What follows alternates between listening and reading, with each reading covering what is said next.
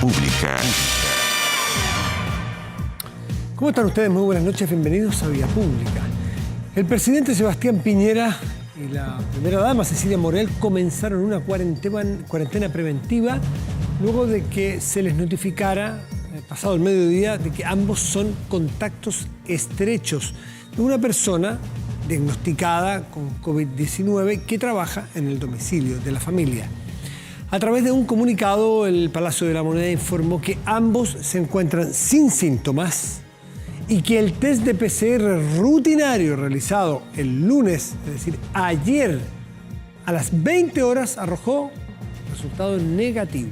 O sea, es negativo según un PCR en menos de 24 horas. No tiene síntomas ni el presidente ni la primera dama. Pese a ello, desde el gobierno aclararon que, dada esta situación, tanto el mandatario como la primera dama realizarán una cuarentena preventiva, tal como indica la normativa sanitaria vigente, y mantendrán sus actividades, claro, de manera telemática. Cabe destacar que esta es la primera vez que el mandatario se somete a esta medida desde el inicio de la pandemia. A esta medida nos referimos a una cuarentena preventiva, porque, según se dio a entender hoy día de parte del vocero del gobierno, el presidente se hace frecuentemente test de PCR, porque además es grupo de riesgo. Él tiene 71 o 2 años, me parece, que cumplió en diciembre, por lo tanto puede ser grupo de riesgo, pero además tiene que dar el ejemplo y además tiene que cumplir con todas las normas sanitarias. Un contacto estrecho. Vamos a la mesa de conversación porque tenemos a un experto. No lo citamos, no lo invitamos a Miguel O'Ryan a hablar sobre cuarentenas, pero igual podemos preguntarle. Miguel O'Ryan es infectólogo del Instituto Biomédico de la Universidad de Chile, ex miembro de la mesa COVID-19 y parte del comité asesor de las pruebas de vacuna. Miguel, buenas noches, gracias por recibirnos como siempre. Hola Matías, buenas noches. Aquí estamos acompañándolo en este trasnoche. Sí. Usted está más acostumbrado que yo, no hay ninguna duda. Pero ¿cómo trasnoche? Esto es mediodía, por favor. Trasnoche es a las 3 de la mañana, pero esto es... Aquí no es nada, aquí. Almorzamos recién aquí. Oiga, Miguel, ¿qué es esto de por qué el presidente, cumpliendo las normas sanitarias vigentes, con un contacto estrecho vigente, tiene que guardar cuarentena pese a que dio un PCR de anoche nada más negativo y que no tiene ningún síntoma? ¿Por qué? ¿Y por qué 14 días sino 11 si habíamos quedado en 11? Bueno, yo creo que el concepto muy importante que tiene que conocer la población es que cuando uno está en un contacto estrecho con la persona depende mucho de qué momento ha sido ese contacto estrecho, el último día, porque dependiendo de cuándo fue el contacto, uno empieza a incubar el virus. Claro. El virus empieza, si uno se contagió, empieza a crecer dentro de la nasofaringe y se demora varios días en crecer a un nivel suficiente que lo podemos detectar. Ya. Entonces, eso puede ser entre 3 y 14 días, que es el periodo de incubación hasta empezar a tener síntomas. Y es por eso entonces que dependiendo de cuándo fue el contacto del presidente con la persona infectada, pudiera estar en este momento incubando el virus, tener perfectamente la PCR negativa, pero esa PCR hacerse positiva en 2 días más, en 4, en 7, en 10 días, hasta máximo 14 días desde el último día de contacto que tuvo con la persona infectada. Se entiende. ¿Y por qué, Miguel, hace un par de meses ya, hace relativamente poco, la autoridad sanitaria habló de que se bajaba de 14 a 11 días la cuarentena? Claro, porque ahí lo que se ha visto es que la gran mayoría de las personas que se infectaron y van a desarrollar síntomas, lo desarrollan al cabo de 10 días de haber sido infectados. Lo que van a hacer aquellas personas que van a desarrollar recién los síntomas a los 14 días son excepcionales, aunque pueden ocurrir. De tal manera que por motivo de ir acortando también esta cuarentena para hacerlo algo más epidemiológicamente posible en poblaciones masivas, es que se ha visto que si uno acorta 14 a 10 días y en ese periodo, 10, 11, no es cierto, algo así perfecto. Si no han aparecido los síntomas, significa que la persona muy probablemente no se infectó. Ya, perfecto. Estamos clarito entonces allí. A ver, yo lo queríamos invitar hoy justamente, Miguel, porque recibimos una noticia que en el titular es mala o malona en chileno. Pero si uno entra a entenderla con los especialistas, que me tocó conversar en la tarde con algunos de ellos, uno se tranquiliza un poco. Nos referimos a la tasa de efectividad que presentó Sinovac, la vacuna china, de la cual Chile tiene probablemente el pedido más grande, que llega el 24 de enero, llega 1.750.000 de esas vacunas. Sinovac China, en su paso por Brasil, detectó un 50,38% de efectividad.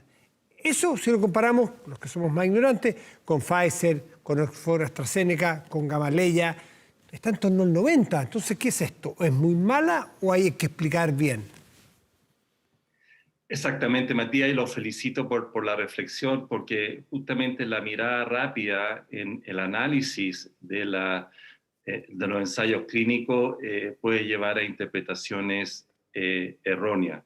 Y hemos dicho y escrito por ahí que hay que ser muy cauteloso cuando uno empieza a comparar datos, a comparar estudios, porque puede cometer injusticias y errores importantes.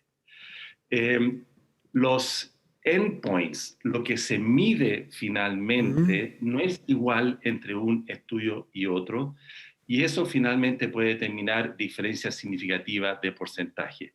La situación en que ocurre la infección en un u otro lugar puede ser completamente diferente, y eso también puede incidir en la diferencia. Voy a poner algunos ejemplos. Para el estudio de Sinovac, que habla de este 50% global, Sí. se hizo una definición muy amplia de infección que era gente del área de la salud de Brasil. Vamos a hablar del estudio brasileño, porque Sí, el estudio en Turquía habla de un 91% de eficacia. Este es el que hizo Butantan, que es un prestigioso. El Butantan, que acaba de salir, hoy día acaban de hacer el reporte. Que es muy prestigioso instituto en Sao Paulo.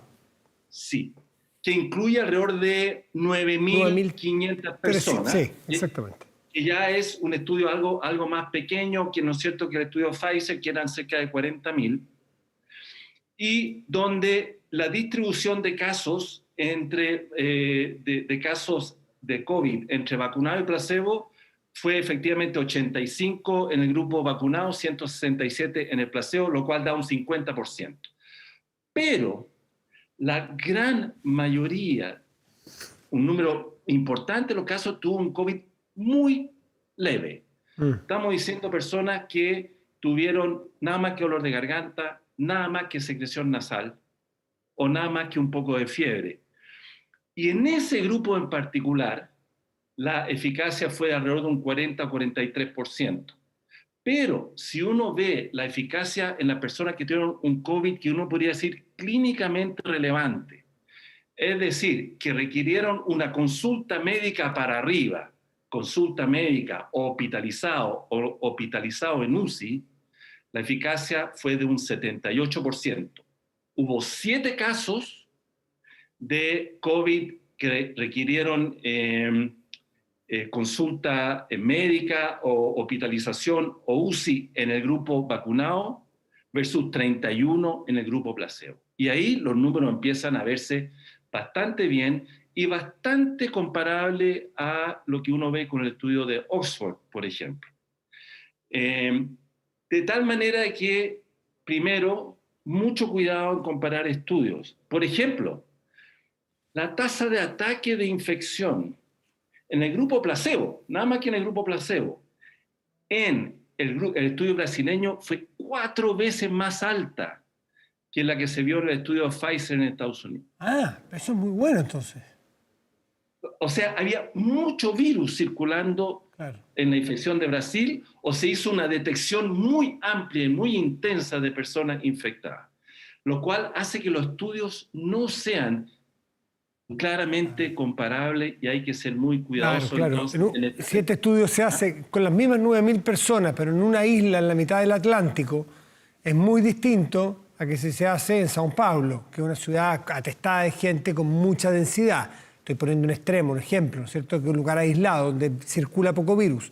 Puede ser las mismas personas, pero con distinta circulación de virus. Puede impactar, no sabemos cuánto, hay modelamientos matemáticos de circulación que habría que ver, pero lo importante cuando uno analiza este estudio en más detalle, y esto ya lo he conversado con colegas vaccinólogos brasileños de peso, es que si uno mira superficialmente los datos y dice 50%, uno dice, no me gustó tanto. No, de hecho, perdón, Miguel, hubo diarios como Wall Street Journal, diarios importantes en el mundo, que hablan de una gran decepción de la vacuna de Sinovac, que a nosotros nos pega muy fuerte porque no solo desde el punto de vista de la salud y del efecto, desde el punto de vista de la vamos a decir, de la imagen, vamos a decir, de la confianza de la gente, de lo que puede significar que le van a decir en un mes más, oiga, tengo vacuna Sinovac, no, esa es la que no funciona. Ese es el peligro, que si no lo explicamos bien, la gente puede estar reticente y esperar otra. Así es. Y debo decir que este tipo de situaciones que están ocurriendo ahora la habíamos preveído, sabíamos estas posibilidades de que las personas empezaran a pensar que hay vacunas de primera y de segunda, sabemos que hay prejuicios, sabemos que los estudios no son hechos de la misma manera por temas culturales. No hubiese gustado en nuestra mirada de la ciencia que todos los estudios tuvieran una metodología similar, es decir, un estudio multicéntrico internacional amplio, con más de 40.000 personas, todo usando una misma vara en ese estudio, como lo hizo Pfizer, lo hizo Moderna, lo hizo Janssen, ¿no es cierto?, las típicas compañías americanas, europeas. No ha sido la estrategia que han usado las vacunas de China o de Rusia u otras, y tenemos que empezar a recomponer el puzzle de una manera diferente, porque la aproximación ha sido diferente. Pero ahí es donde nosotros tenemos que ser cautelosos en el análisis y entendiendo que los estudios nos hubiera gustado a lo mejor hecho más a lo que estamos acostumbrados, ser muy cuidadosos en la interpretación. No ser acomodaticio, no ser, ¿no es cierto?, de querer ajustar los datos para que nos convengan, sino que mirarlo de una manera cercana para sacar realmente la eficacia y la seguridad que las vacunas tienen. Y a mi manera, a mi entender, la vacuna Sinovac, si usamos los parámetros que creo que son más relevantes, está mostrando una eficacia más bien cercana al 75-80%, sino un poco para arriba, que este 50%, que podría considerarse como una eficacia para toda infección, muy leve, moderada, severa, que puede tener y ser relevante para lo que es el tema final de la inmunidad de rebaño, pero de alguna manera todas las vacunas van a tener que ir mostrando también cuál es su impacto en los casos muy, muy leves o asintomáticos, y yo creo que se van a ir acercando todas a porcentajes más bajos de 50, 60 o 70%. A ver, el resultado de eficacia, tengo aquí en mis manos el estudio que da el Estado de São Paulo y Butantan, dice que es 50,38% en el caso de muy leve, de las personas que tienen muy leve contagio o que manifiestan la COVID. 77,96%, 78% aquellos que tienen leve. Y 100% de eficacia en aquellas personas graves y moderadas. ¿Qué significa eso del 100% en personas que ya la tuvieron? Ahí yo, para serles súper franco, a lo mejor hay muchos que si estoy perdido yo, hay muchos que están perdidos. ¿Cómo puede ser eficaz en personas que tuvieron algo grave? Entonces, ¿quiere decir que no fue eficaz o es que le evitó que ese grupo, que cuando es 100% eficaz, es que ninguna persona llegó a ser grave? Así se lee, ¿no? Claro, para ser bien concreto, si uno recuerda el estudio de la vacuna Pfizer, no recuerdo exactamente los números, pero los casos graves, UCI, ventilador mecánico, hubo uno en el caso vacuna y error de 10, creo, 11 o 9, no me acuerdo, en el grupo placebo, en 18.000 vacunados. En este estudio, de los 4.000 por brazo, 4.600, hubo ningún caso de considerado grave, una hospitalización significativa o en UCI en el grupo placebo, perdón, en el grupo vacunado, ninguno, sí. 0, y 7 en el grupo placebo. Entonces ahí estamos hablando, bueno, 1 versus 9, 0 versus 7, ahí ya se asemejan bastante, ¿no? Yeah. Después, si uno baja un poco más en la pirámide, son Mira, cosas sumatorias. Si uno ve los casos que incluye a lo grave, o sea, incluye a estos 0,7, pero además incluye a todos los casos que no fueron perfecto. hospitalizados, pero que requirieron una consulta Sí. médica, ahí es 7 en el grupo vacunado y 31 en el grupo placebo, que da el 78%. Ahí, claro. Ya, ya, ya. Y si uno incluye ahora los casos muy leves, que fueron muchos en este estudio, ojo, los casos muy leves del total de casi 250 casos que hubo, fueron como 210. De tal manera que fueron muy acuciosos en recolectar personas que tuvieran cosas mínimas, un poco dolor de garganta, secreción nasal, un poquito de fiebre, le hicieron PCR, fueron positivos. Y en ese grupo fue 78 en el grupo vacunado y 136 en el grupo placebo, con una eficacia de 43%. Perfecto, Lo así se cual saca. no nos llama la atención, a mí no me llama la atención, habiendo estudiado mucho tiempo con vacunas, para vacunas de rotavirus, que fue la vacuna que yo estudié durante mucho tiempo, se daba este comportamiento de manera exactamente igual. Una mayor protección mientras más severo la afección, porque lo que hace la vacuna es estimular el sistema inmune, y ese sistema inmune protege contra infección, sí, pero protege de una manera más intensa contra las infecciones moderadas a graves, cuando el virus se está diseminando dentro del cuerpo. Entonces, es 100% eficaz, demostró serlo en Brasil, en un grupo grande, cerca de 4.000 personas, 100% eficaz para prevenir enfermedades graves y enfermedades moderadas. Fue 78% eficaz para prevenir enfermedades o la COVID leve y fue 49% eficaz para las muy leves. El punto que le quiero preguntar, doctor O'Ryan, es que igual si hay mitad y mitad en las leves, esos leves que no les dio más que leve, lo vacunaron, le dio muy leve, no es para preocuparse, pero esas personas igual pueden infectar. Y eso es un Sí, punto pues, interesante, ¿o no? O muy bajita carga. no lo sabemos, pero probablemente pueden infectar. Tendría que precisar un poquito lo que A dijo ver, por antes, favor, por favor. porque son cosas sumatorias.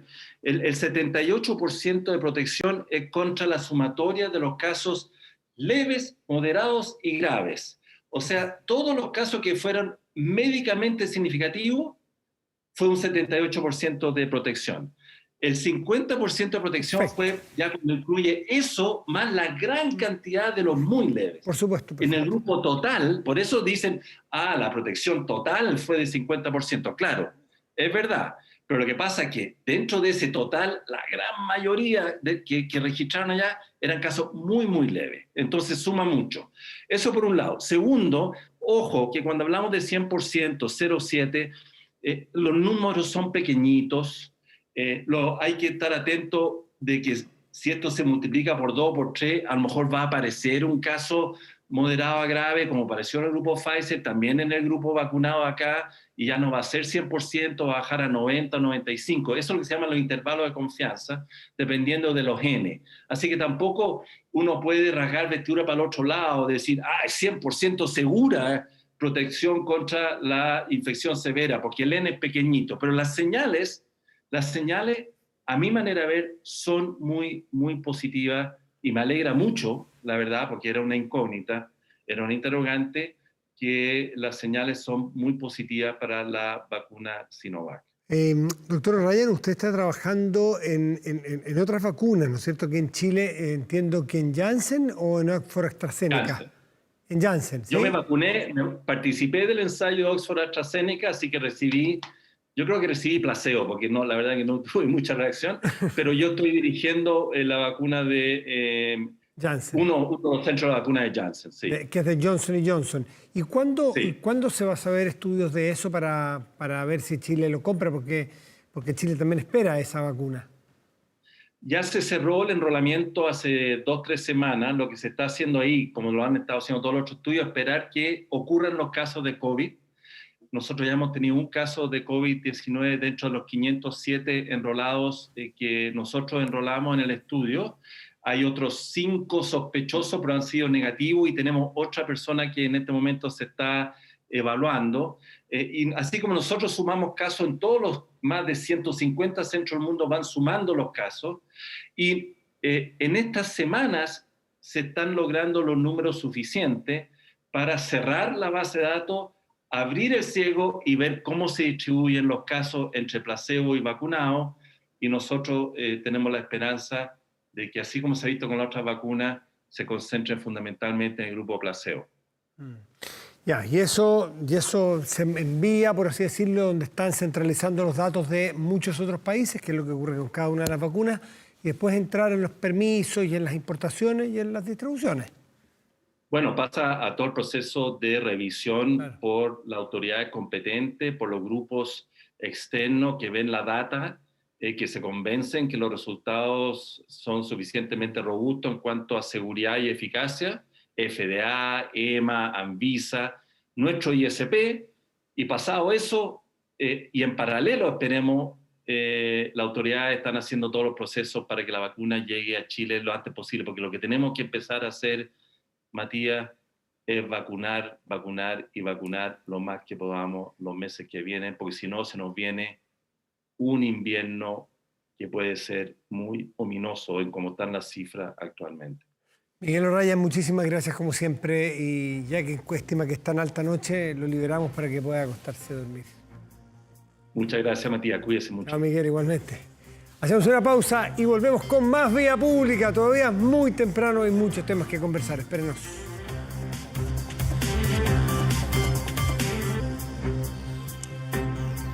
Estamos de vuelta en Vía Pública y contarles que vuelven los temas, suelen ser recurrentes, no solo en Chile, en muchas partes del mundo. Son temas que dividen, son temas que profundizan a veces discusiones sumamente interesantes. A usted le va a parecer que ya esto se discutió. No se discutió por completo, tiene que ver con el aborto. El año pasado o antepasado se aprobó el aborto en 3 causales en nuestro país. Pero lo que se discute mañana, miércoles, en la Comisión de Mujeres y Equidad, Equidad de Género, de la Cámara de Diputados, es la discusión y se inicia del proyecto de aborto, despenalizar el aborto hasta las 14 semanas de gestación. Vamos a conversar con la diputada del Frente Regionalista Verde, Alejandra Sepúlveda. Diputada, muy buenas noches, gracias por recibirnos. ¿Cómo está? Muy bien, Matías, muchas gracias. Usted dijo algo así como, espero que no se vuelva a abrir algo que se zanjó hace tan poco tiempo. ¿A qué se refiere, diputada? Sí, y yo dije otra cosa antes, dije que no era el momento, planteé que no era el momento y que era algo que a nuestro juicio había que madurar. Entonces, y que además ya lo habíamos discutido, y como tú bien lo dijiste al comienzo, ¿no es cierto? Hace poco, la legislatura pasada, fines de la legislatura pasada. Entonces, frente a esa situación, mira, todo el mundo es testigo, lo que hoy día ha pasado, ¿no es cierto?, en términos de la oposición, de la falta de unión que hemos tenido en las ideas, de las complicaciones que hemos tenido para ponernos de acuerdo, etcétera. Entonces, cuando tú colocas un tema que es complejo, que es difícil de abordar, que tiene tantas aristas, ¿no es cierto?, en la discusión, que además tuvo una madurez muy importante cuando se trató lo que tiene que ver con el aborto de las 3 causales. Entonces, no fue menor todo lo que se hizo en términos de abordar sistemáticamente y en forma muy, muy madura y progresiva lo que tenía que ver con el aborto en 3 causales. Entonces, hoy día está este proyecto que, si bien es antiguo, pero la discusión se plantea la semana pasada, o sea, colocar en tabla esta semana. Yo digo, mira, ¿cómo no, Matías, hoy día tener más bien puntos de unión, de convergencia, de buscar puntos de unión al interior de la oposición y no empezar a colocar ciertos temas que tenemos que abordar, sin duda, que tenemos que conversar, pero que hoy día, en el contexto político que estamos viviendo, no nos complican como oposición? Tuvimos algunas conversaciones, ¿no es cierto?, entre algunos diputados, por ejemplo, de la democracia cristiana, me decían, y concordamos en que no era el momento, no era ¿Su ex partido? ¿Su ex partido? Sí, claro. No me lo recuerdes, no me lo recuerdes. Bueno, no sé, ¿qué recuerdo? Disculpe, yo estoy narrando un hecho, usted sabrá qué le recuerda. Está bien. Bueno, debe ser eso también. Pero usted, ¿usted es contraria al aborto, a despenalizar el aborto en general con 14 semanas? Mira, Matías, a mí me costó mucho el votar las 3 causales. No fue fácil. Y no fue fácil, y por eso te digo que fue un proceso, ¿no? Que fue un proceso que hubo de maduración, de reflexión, de discusión que se dio en la Cámara de Diputados. Entonces hoy día me costó entender estos titulares de hoy en la mañana que se iba a discutir, ¿no es cierto? Sin una reflexión previa, incluso al interior de la oposición. Y yo creo que son cosas hoy día que nos desunen frente a una realidad política hoy día que esperamos tener cosas más que nos unan que lo que nos desuna. Entonces, yo creo que no fue discutido, y yo creo que teniendo la necesidad de hacerlo, lo que tiene que ver con la despenalización, o sea, del castigo doble que sufre una mujer. Sí. Pero yo creo que hoy día no fue un momento apropiado por lo que nos toca vivir, ¿no es cierto?, de unión que debemos tener al interior de la oposición. Más allá de la discusión del aborto, que da para mucho y va a dar para mucho y siempre lo va a decir, hay otra discusión anterior que la que plantea usted. ¿Podemos supeditar a cuán delicado está el cutis en la política para discutir o no discutir los temas que son profundos, por divisorios que sean? ¿Acaso se lo voy a plantear de esta manera? Mire, nosotros dos podemos llegar a ser tan inmaduros y tan chispitas y tan incapaces de conversar civilizadamente que mejor no pongamos estos temas. Eso no es de adulto. Si el tema es un tema que le importa a la sociedad, hay que discutirlo, pero no ponerlo porque nos desune. No sé, me gustaría que profundizara ese tema, por favor. Es que te digo una cosa, es que tiene que ver con la madurez, ¿no? De la discusión, con la madurez de que estamos viviendo hoy día. O sea, con los procesos políticos que estamos viviendo hoy día. Entonces yo puedo compartir contigo que no hemos tenido la madurez de encontrar una unión para enfrentar lo que viene. Pero mi complicación es que los desafíos son mucho mayores que lo que nos pone hoy día la discusión del aborto. Entonces, hoy día, como nos enfrentamos, ¿no es cierto?, en 6, 7 u 8 listas para una constituyente, en donde sí vamos a tener que ver, ¿no es cierto?, lo que significa, por ejemplo, la disposición de tu propio cuerpo, o lo que significa, ¿no es cierto?, la concepción, donde colocamos la concepción. ¿La colocamos en el minuto de la fecundación o colocamos en el minuto, ¿no es cierto?, de la anidación? Entonces, yo creo que la discusión es mucho más profunda de si son 14, 12 o 13 semanas. Es más profunda. Entonces, frente a esa situación, ¿qué es lo que deberíamos tener en cuenta? El minuto donde le hacemos la discusión, pero además frente a un proceso constituyente que también va a tener que delimitar la concepción de la vida, va a tener que delimitar los derechos reproductivos, va a tener que limitar también la disposición, ¿no es cierto?, que pueda tener una persona sobre su propio cuerpo. Sí. Entonces no lo coloques como inmadurez, tenemos que colocarlo donde tenemos que colocar la fuerza y la energía para colocarnos de acuerdo en determinados temas. Está bien, si el punto es si supeditamos las discusiones serias que la sociedad se merece tener y debe tener a cuando esté el momento adecuado para, que puede ser, ustedes trabajan allí, ustedes son los que discuten, ustedes sabrán más, pero los que estamos afuera deberemos decirle, disculpen, el que ustedes no tengan unión en oposición no puede que nos haga que se esquiven los temas de fondo que queremos discutir. Pasó con el TTP, que aparentemente, esto fue el Senado en este caso, no se puso en tabla porque parece que no hay acuerdo. Llevamos 10 años discutiendo el TTP. Ahora, el aborto, a lo mejor hay una parte de los chilenos y chilenas que quiere discutir. Usted dice, es que la oposición no está unida. Entonces, desde fuera la ciudadanía dice, ¿saben qué, muchachos? Siéntense, pónganse de acuerdo, únanse si es necesario, pero lo que no podemos dejar de hacer es discutir los temas potentes. No. Mira, o sea, no me metáis en el TPP-11 porque es mi especialidad. No, pero si... Estoy en la Comisión de Agricultura. Sí, pero... Lo que te quiero decir es que nosotros no escabullimos los temas.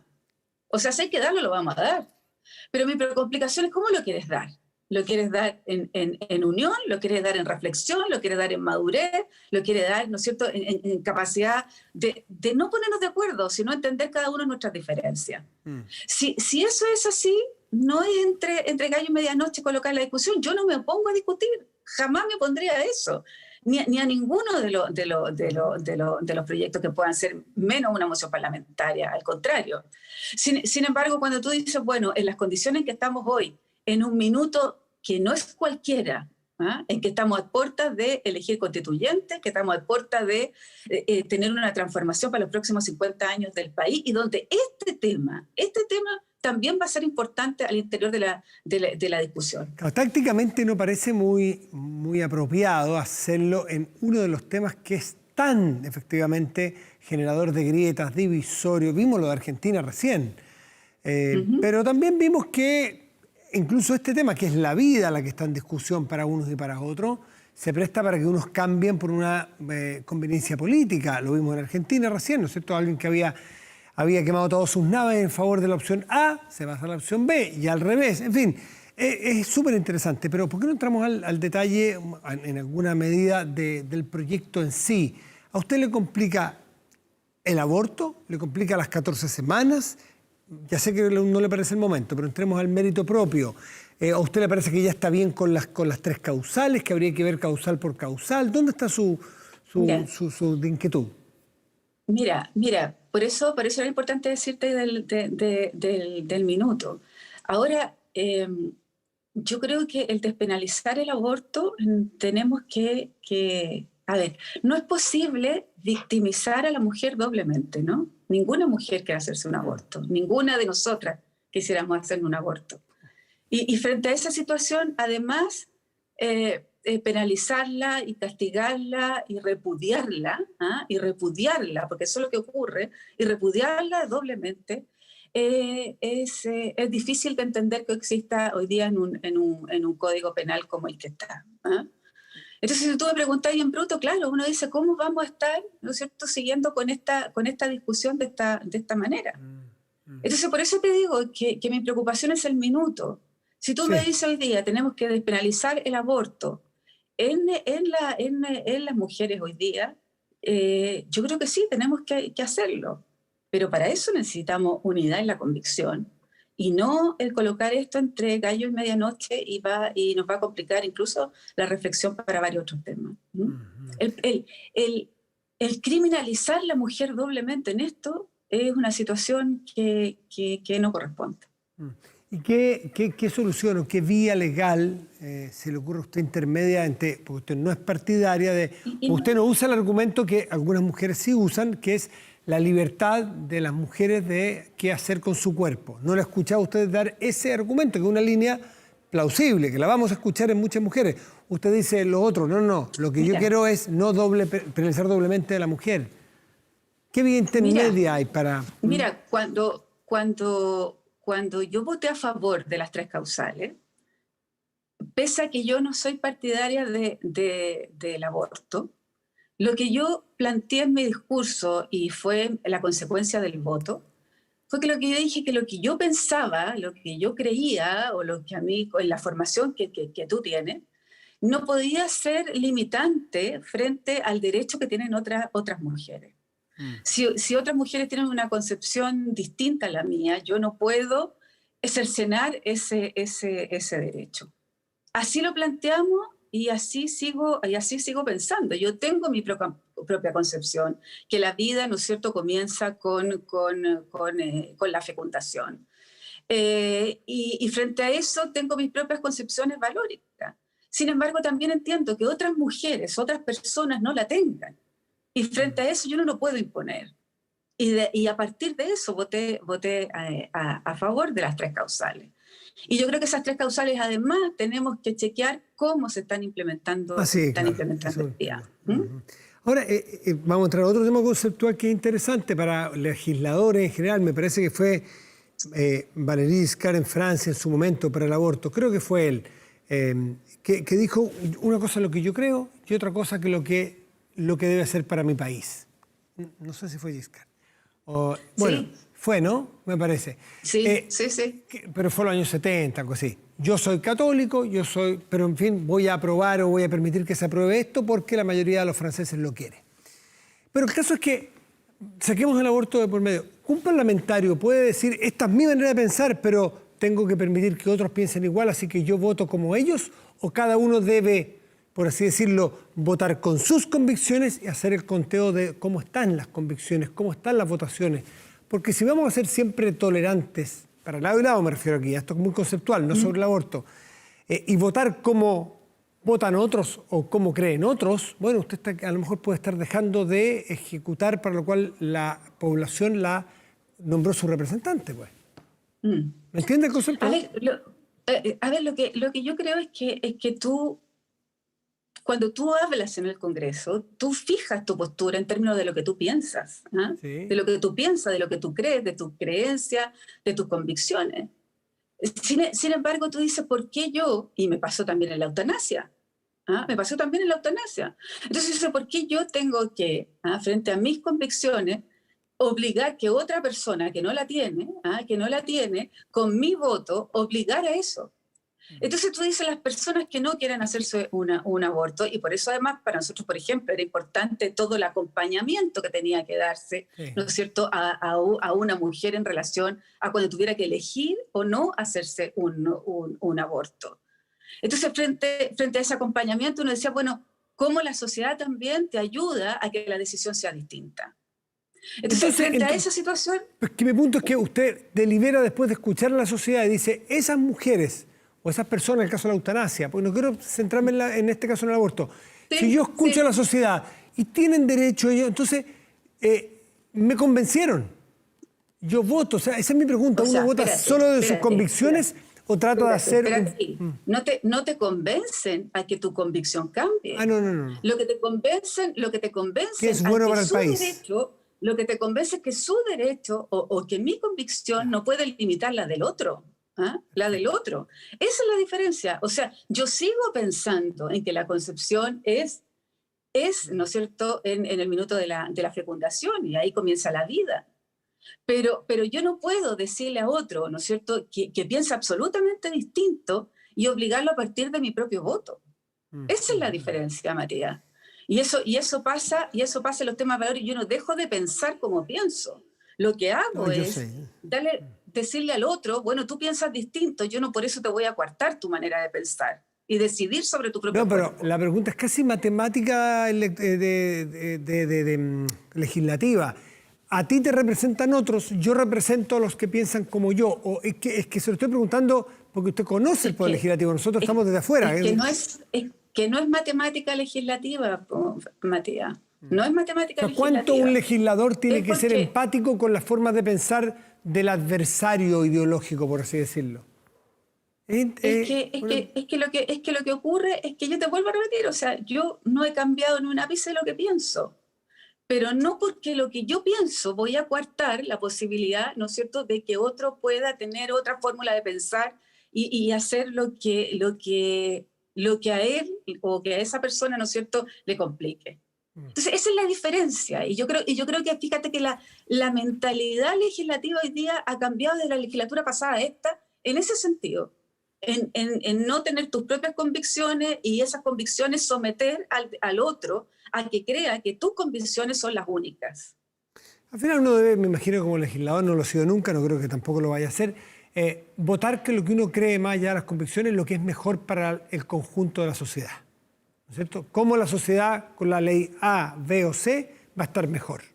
¿No es cierto? Y ahí donde ¿Cómo va a ser mejor con la... Mira, uno nunca sabe las vueltas de la vida, así que no digas nada, pero el A, B o C, ¿no es cierto?, puede ser mejor, pero si ese A tiene una convicción distinta a la B y a la C, tienes que respetarla. No, respetarlo siempre. O sea, eso sí, claro, siempre. Pero el problema es que con mi voto dejo que esa persona ejerza ese derecho. Muy bien, pues interesante esta discusión. Puede ser quizás muy abstracta para este tema, pero se empieza mañana a discutir, en todo caso, la despenalización del aborto, ya recordemos no intercausales, porque eso ya es ley de la República, sencillamente con un límite de hasta las 14 semanas de gestación. Alejandra Sepúlveda, como siempre, muchas gracias por la conversación esta noche. Oye, y mañana se vota también lo que tiene que ver con el 10% de las pensiones de rentas vitalicias. Y yo creo que eso es muy importante también. Es un tema muy importante, 645.000 familias. ¿Y usted que fue tan partidaria de los 2-10%, sería partidaria de un tercero? Mira, yo creo que espero que el gobierno entienda que lo antes posible la reforma previsional y podemos incorporar ahí las complicaciones que hemos tenido en términos de la disminución de pensiones del primero y del segundo. pero yo creo que rentas vitalicias, pensiones del sistema antiguo, Caja, INP, Caja del Seguro Obrero, no han recibido absolutamente nada y es urgente. Alejandra Sepúlveda, muy buenas noches y gracias. Muchas gracias. Chao. Gracias a ti. Gracias. Chao. Buenas noches. Pausa y volvemos en Vía Pública. Espérenos.